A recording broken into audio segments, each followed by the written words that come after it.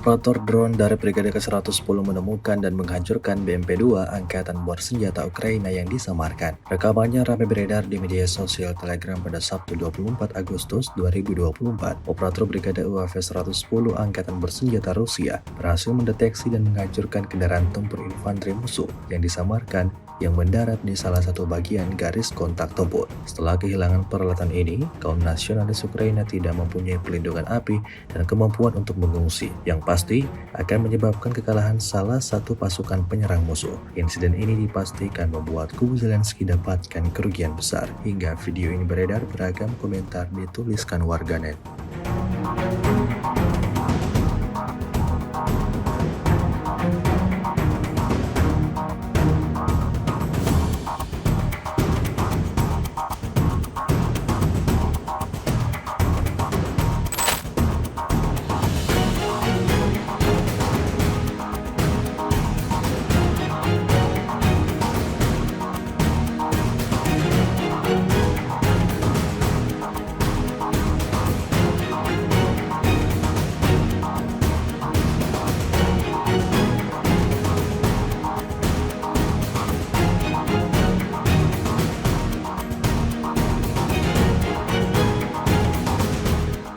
Download Tribun X sekarang, menghadirkan lokal menjadi Indonesia.